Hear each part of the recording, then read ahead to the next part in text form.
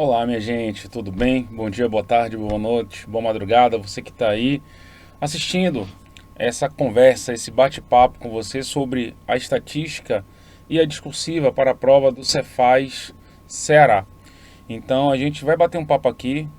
Sou o professor Marcos Luciano, trabalho aqui no De Olho na Questão e a gente trabalha com as disciplinas de exatas, com raciocínio lógico, financeira, estatística, e a gente vai falar um pouco das possibilidades da estatística relacionada à discursiva da sua prova. É possível que algum tema de estatística seja trabalhado de maneira isolada, ou ele pode vir em conjunto com algum texto, né? Por exemplo, num estudo de caso que tem lá e ele venha cobrar algum conceito de estatística? Sim, é possível. Então, quais são algumas das possibilidades? Claro que a gente não, talvez não consiga varrer todas as possibilidades, até mesmo porque é uma situação, vamos dizer assim, que não é comum, não é? A gente não tem uma experiência de provas anteriores, né? Uma vivência da área fiscal que cobre estudos de casos relativos à disciplina estatística. Você vê isso dentro das provas de estatística, ok? De estatístico mesmo, quando carga é de estatístico. Mas é possível que você faça uma associação. Por exemplo, alguma história, ele conta lá uma situação de auditoria. E essa situação de auditoria, ele pode, né, apresentar os valores numéricos, ou, por exemplo, de ativos, tá certo? De alguns valores lá. Por exemplo, o banco conta movimentos de determinado período ou de determinados anos da empresa e percebeu-se uma alteração, ou então, ao se fazer a auditoria, percebeu-se que os erros contábeis estavam numa determinada proporção, e aí cobrar, vamos dizer, um cálculo estatístico, ou então cobrar qual seria a medida estatística aqui que me daria tal informação, qual seria a informação do erro padrão, ou o intervalo de confiança poderia ser construído a partir de determinadas informações, falta qual informação, alguma coisa que esteja relacionando à auditoria, por exemplo, tá? Estou colocando aqui a nível exemplo, junto com algum conceito de estatística. Pronto, é essa a ideia desse bate-papo aqui com vocês. Então, como é que eu vou fazer isso? Eu vou trazer o edital e aqui cada ponto do edital eu vou dizendo, olha, aqui eu enxergo uma possibilidade, aqui eu não enxergo, aqui seria algo bem difícil de ser trabalhado. Vamos aqui, vamos começar esse diálogo e, em primeiro lugar, agradecer a oportunidade de você estar nos assistindo. Então, vamos seguir, vamos jogar lá no slide, vamos começar esse bate-papo. Vem comigo aqui. Então, como foi que eu chamei essa conversa de a estatística e a discursiva? Então, galera, qual seria uma situação? Vamos pensar se todo aqui que eu vou colocar é o seu edital. Você já sabe que seu edital é um edital robusto do ponto de vista estatístico, é que eu não vou nem olhar a discursiva em si. O edital de estatística, ele é um edital muito robusto. Se você for pegar os livros de estatística, né, talvez dificilmente um único livro de estatística consiga vencer todo esse edital. A depender das... E aí quando eu falo vencer, é vencer com qualidade. Tá claro? Vencer lhe dando características de, ó, esse conhecimento está bem aprofundado, esse daqui não precisa aprofundar tanto, mas você precisaria talvez de 2 livros para poder pegar determinados pontos que nem todos os livros cobram.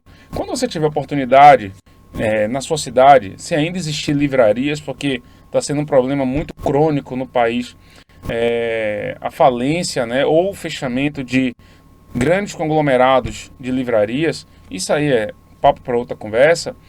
Procure ver lá os livros de estatística, aí dê uma olhada, mas livro de estatística que seja estatística completo. O que eu chamo de completo? Para você usar na universidade, por exemplo, são livros dessa grossura, por exemplo, acima de 500, 600, 700 páginas. E mesmo assim eles não vencem o edital. Claro que lá ele vai abordar outras coisas diferentes do edital, ou até mesmo com outra profundidade. Mas onde que eu quero chegar para você? O seu edital, ele por si só, já é bem interessante. E aqui a gente sabe que vai estar lá, esse edital vai estar na parte objetiva da prova. E aí, O que é que você mais precisa estudar para a parte objetiva, que a banca CESP vem mais trazendo nas provas? A parte de inferência estatística. A parte de inferência, aquela parte de intervalo de confiança, teste de hipótese, análise de variância, regressão, correlação linear, a parte de distribuição amostral das médias, a distribuição amostral envolvendo também proporção, erro padrão, teorema do limite central do limite, ou seja, lei dos grandes números, esses conceitos aí precisam estar bem fundamentados. Além disso, é necessário também que você conheça bastante probabilidade, porque distribuição normal, distribuição exponencial, distribuição de Poisson, tudo isso daí faz parte da sua prova objetiva. E o CESP adora essa cobrança. Bernoulli, binomial, bastante detalhes que a gente vai varrer aqui. Então, galera, se eu desaparecer aqui algumas vezes, fique atento que eu já volto. Inclusive, eu vou desaparecer agora. Vamos lá, galera. Primeiro tópico que a gente precisa abordar é esse tópico 1 aí, de estatística descritiva. Como é que isso daqui, Marco, poderia estar dentro de uma questão discursiva de prova? Vamos lá, vamos seguir aqui. Ó. Se você pensar em estatística descritiva, a estatística aqui ela vai fazer realmente a descrição dos dados estatísticos. Né? E aí a gente utiliza quais medidas para poder fazer essa descrição? A gente utiliza das medidas descritivas, né? Medidas de posição, de dispersão, de assimetria, de curtose. E essa análise exploratória dos dados, você vai utilizar os gráficos, os diagramas, as tabelas. E aqui vem um ponto importante. Por quê? Porque ele pode, por exemplo, apresentar dados estatísticos e perguntar. Claro, ali vamos lembrar, dentro de uma auditoria, e perguntar a você qual é o gráfico que melhor representa aqueles dados. Ele pode perguntar, ali dentro, esses dados aqui podem ser representados através de um histograma. Para você representar por histograma, é porque você vai representar por intervalo de classe. E aí você pode fazer a pergunta, dados discretos, por exemplo, podem ser representados por um histograma? Você responderia o quê? A resposta é sim. Você pode representar os dados discretos através de histograma. Não é muito comum. O normal são variáveis aleatórias, o que? Contínuas, que você consegue representar melhor através de histograma, já que o histograma ele toma como base aqueles retângulos contíguos, não é? Colado um com o outro, onde o final de um é o início do outro, tirando os limites inferior e superior da primeira e da última classe, respectivamente. Então, o que é que acontece, né? Limite inferior da primeira classe, não tem ninguém antes dele, limite superior da última classe, não tem ninguém depois dele. Mas você pode sim colocar através de um histograma dados discretos. Então, se ele perguntar, é possível sim o uso do histograma, o que é que você responderia? É possível representar esses dados discretos dessa auditoria em um histograma? Resposta, sim, pois o histograma normalmente é utilizado para dados associados a variáveis aleatórias contínuas. Todavia, para dados com número de elementos maior ou igual a 30, é possível o uso do histograma para dados discretos, ou seja, associados a variáveis aleatórias discretas ou variáveis discretas. Pronto. Tá aqui, tá ótimo, seria uma resposta. Tá claro? Claro que aí dentro das características de como se escrever uma questão discursiva. É possível ele também apresentar dados, e aí dados, vamos imaginar, dados de tributos, de ICMS, de determinado contribuinte, por exemplo, de empresas de um determinado setor, tá certo? Então vamos pegar aqui o setor alcooleiro. Sabe-se que em média as empresas, né? Você tem, vamos imaginar lá que tenha 10 empresas. Então essas 10 empresas em média, né? No primeiro mês elas pagam em torno de, vamos colocar aqui, 10 milhões de ICMS. No segundo mês ela pagou 12. Em outro mês ela pagou 8. Em outro mês pagou 11,5 milhões. Ou seja, você vai colocando ali os valores. Só que teve um mês que elas pagaram, vamos colocar aqui um chute, 80 milhões de reais em imposto. A pergunta é, por que ela pagou 80 milhões de reais de imposto? você está vendo que destoa um pouco, né? Destoa um pouco, era 10, 12, 8, 11,5. Aí em determinado mês ela paga, vamos aumentar um pouco, vamos botar 100 milhões de reais de imposto. Qual pode ser a pergunta da prova? Qual é a melhor medida de posição que representa esse conjunto de dados? Beleza? Qual é a melhor média? Aí o que ou melhor média não, qual é a melhor medida de posição? Tá aqui, medida de posição. Aí o que acontece? Como você tem esse dado aí que é discrepante, pera aí, dado discrepante, me lembra o quê? Me lembra outlier. De quê? Lá de Boxplot. A gente estuda, vocês estudam essa parte de dados discrepantes, não é? Que estão fora ali do Boxplot, do limite inferior e do limite superior do Boxplot, a gente chama isso de outlier. Então é um dado que a gente chama de dado extremo. Esses 100 milhões em relação aos outros valores poderia ser um dado extremo, um outlier, um dado discrepante, um dado exorbitante. Então, por exemplo, a média aritmética, a gente sabe que a média aritmética, ela sofre quando você tem dados discrepantes. Sofre o quê?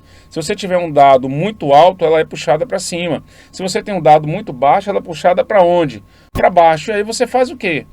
Como é que você vai dizer aí qual é a melhor medida de posição? Aí a gente vai ter o seguinte, que a média aritmética, você calcula, entenda. Você pode calcular essa média com os 100 milhões, ou pode tirar os 100 milhões aí. Tá claro? Você pode aí tirar os 100 milhões. Para poder calcular uma média que seja mais representativa. Só que é possível também que você troque o cálculo dessa média por quem? Pela mediana. Tá? Para você calcular mais ou menos ali o centro. Ou, talvez, a depender da situação, a moda. Porque a moda vai pegar o elemento que mais aparece. Por quê? Porque essa média, ela não é representativa. A gente tem que lembrar disso. Então, se sua média não tem representatividade estatística, é melhor que você vá para outra medida de posição, para média ou para mediana. Então, você vai falar o quê?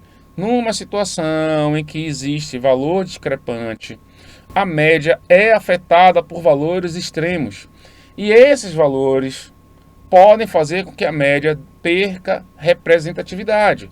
Dessa forma, é melhor se utilizar de outras medidas de posição, como a moda ou a mediana. Pronto. Tem que lembrar que isso é possível de ser perguntado, sim, e você vai ter que escrever lá na hora da prova. Então, é por isso que quando a gente estuda estatística, a gente às vezes fica muito preso aos cálculos, mas é preciso que vocês também guardem que é necessário entender os conceitos, as definições. Mesma coisa pode acontecer com a medida de dispersão. Ele pode chegar lá e pedir calcule o erro padrão.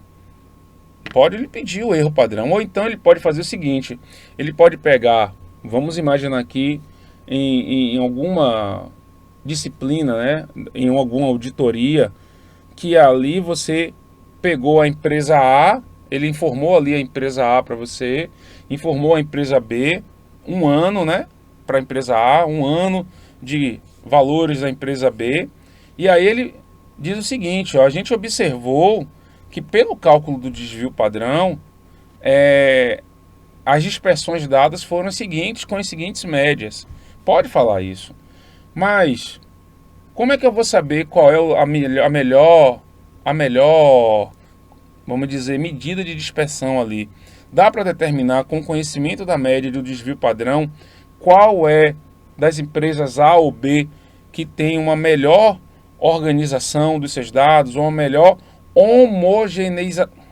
Vocês entenderam? Os dados são mais homogêneos, aí você não vai conseguir pelo desvio padrão e pela média, você vai precisar de uma outra medida, que é quem?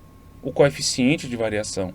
O coeficiente de variação ele é apropriado para você fazer comparação entre a dispersão de dois conjuntos. Por quê? Porque ele é uma medida relativa. Então, a depender do que a questão lhe traga, ele pode lhe cobrar, sim, na sua discursiva, que você entenda que o coeficiente de variação é a medida que melhor representa a comparação entre dois ou mais conjuntos de valores. Tá claro isso? Então, é aqui que as medidas de posição, de dispersão podem aparecer.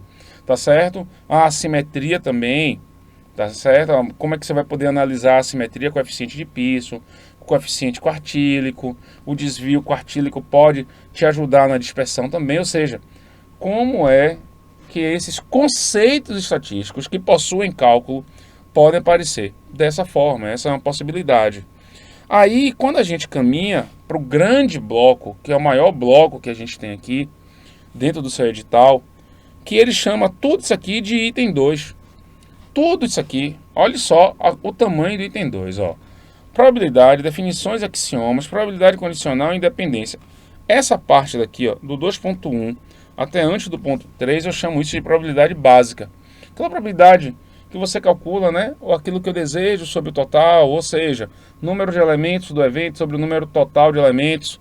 E aí você vai ter a regra do ou, a regra do i, probabilidade condicional, quando os eventos são independentes.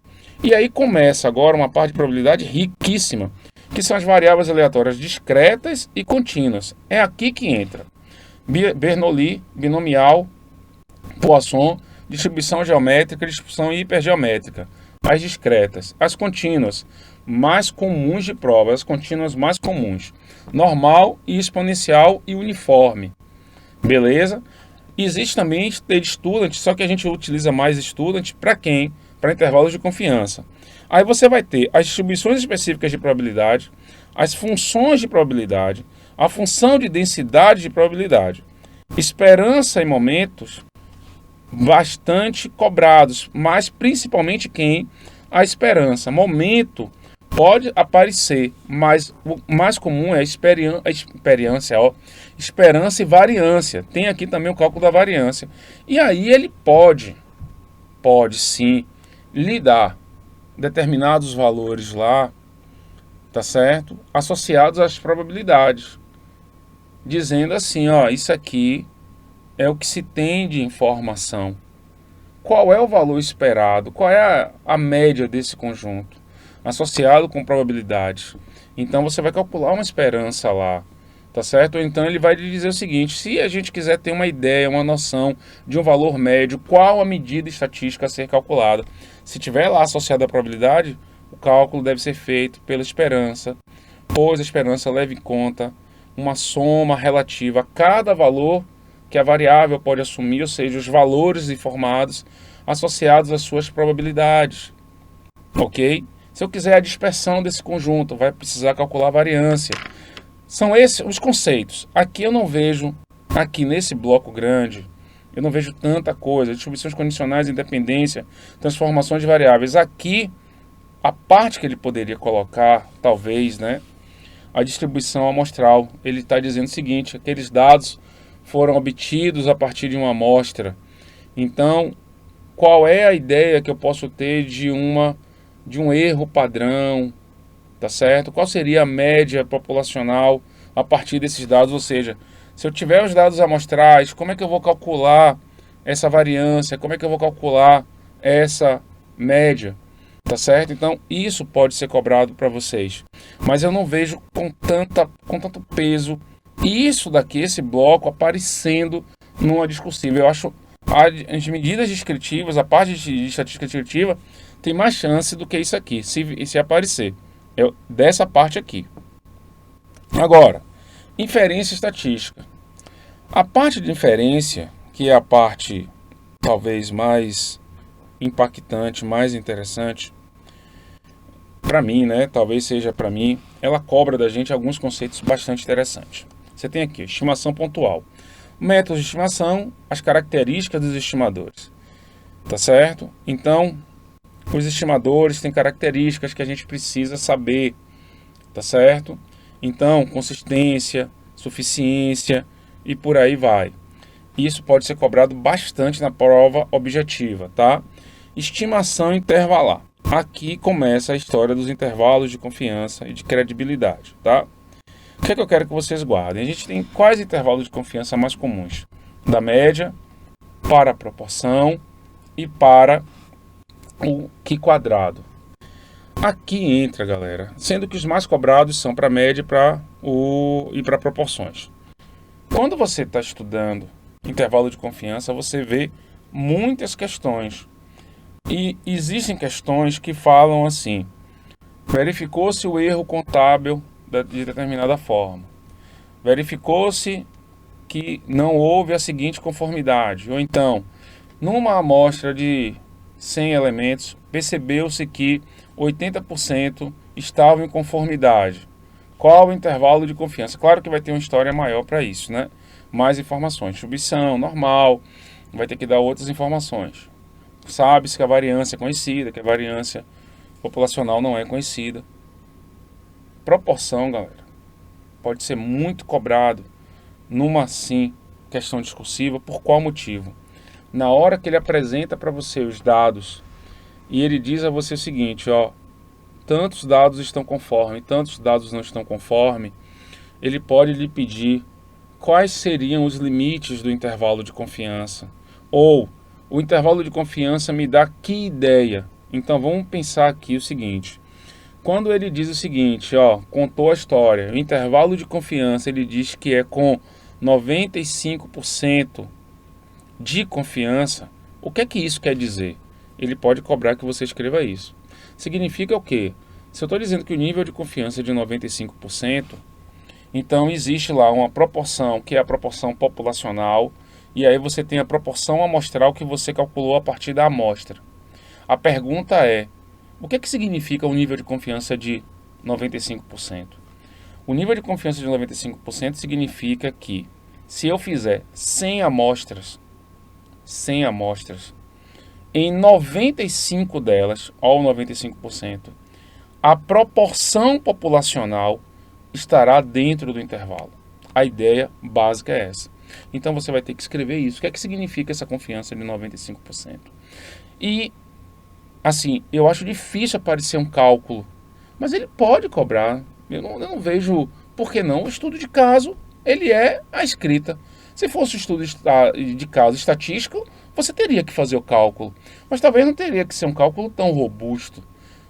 Tá certo? Mas pode ser que ele cobre lá. Qual é o erro padrão desse estudo aqui? Qual é o erro? Qual seria o tamanho da amostra necessária para um nível de confiança de 98%? Então, essas características aqui que a gente está olhando, galera, são características que você já tem da discursiva, ou da objetiva, que a prova discursiva, porventura, pode associar. É o que eu estou dizendo. Eu acho difícil aparecer a estatística sozinha, mas ela associada a outra disciplina, principalmente com as disciplinas que podem amarrar valores de impostos, valores de tributos, relações com a auditoria, se está em conformidade ou não, os próprios testes que são realizados em auditoria. Existe uma parte da auditoria que tem a estatística dentro dele. Que estatística? É essa estatística aqui, descritiva, ou inferencial. Então, que é também chamada de indutiva. Ficar atento a esses pontos, galera, porque isso daqui pode sim aparecer numa prova discursiva para você. E aí você vai ter o teste de hipótese, ele pode dizer, foi realizado um teste, o teste da média. Aí, qual é a referência que a gente vai utilizar em relação ao teste de média? Para eu saber se está ou não, vai ser aceito ou se vai ser rejeitado. A relação pode ser feita ou com a estatística teste ou com o p-valor. O p-valor também nos auxilia para analisar a aceitação ou rejeição de uma hipótese. Qual seria a construção das hipóteses? Tá certo? Como é que essa construção é feita? Lembrar, né, que você tem um teste unidirecional, que ele pode ser unilateral superior ou unilateral inferior, e o teste bidirecional, que ele é tanto lateral para esquerda, para direita, como lateral para direita, ou seja, para esquerda e para direita, ou seja, ele é bilateral. Então, ele pode contar uma história e pedir como seriam aqui as hipóteses do teste. Então, você tem que ter noção disso. Essas partes aqui, isso aqui faz parte do entendimento estatístico. Mas lembre, associado a outra disciplina. E aí, potência do teste, e olha o que eu disse aqui, ó, o teste do Q², teste do Student, tudo isso daí, que é a parte da inferência estatística, pode aparecer dentro, possivelmente, de uma questão discursiva. Beleza, galera? Então, fique atento a esse ponto aqui. Um outro ponto aqui, ó, análise da regressão. Um tópico lindíssimo, lindíssimo. E ele pode lá sim apresentar um gráfico para você e perguntar qual é o melhor método que é utilizado para poder fazer a análise de regressão. Qual é o método dos mínimos quadrados, que permite o cálculo dos coeficientes, desde que as hipóteses do modelo sejam aceitas. Vamos lembrar de algumas hipóteses: heterocedaticidade, o não autocorrelacionamento, tá certo? Esses tipos de características vocês vão ter que lembrar. Característica dos mínimos quadrados, de máxima verossimilhança, aqui ó, modelos de regressão linear, a inferência sobre esses parâmetros do modelo e a análise da variância. Cuidado, galera, que análise da variância? Você tem duas análises de variância, tá certo? Na verdade é uma só que ela aparece em duplicidade nos livros de estatística. Você tem uma análise de variância, que é para relacionar a questão das médias do conjunto e que não tem nada a ver com a questão da regressão. E você tem uma análise de variância que acontece dentro da regressão. Aqui a sua prova, o seu edital, colocou essa análise da variância dentro da análise de regressão. Então, é possível fazer a seguinte análise. Com o aumento dos impostos, tá certo? Em relação à inadimplência. É possível fazer isso?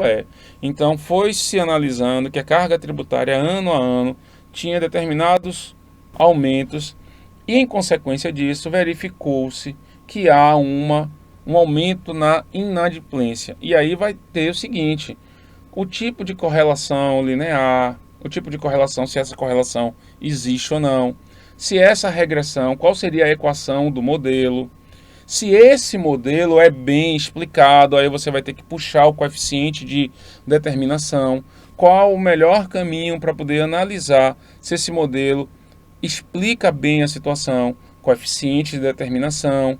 Então, a análise, o p-valor dentro da análise da variância, tudo isso daí, galera, faz parte do edital. Só que você precisa do conhecimento teórico para poder chegar lá e escrever. Então, dê uma olhada, faça uma revisão, caso apareça, né, isso aqui dentro da prova discursiva de estatística. Lembrando, achando que pode aparecer misturado com outra disciplina, como eu estou colocando aqui dentro de direito tributário.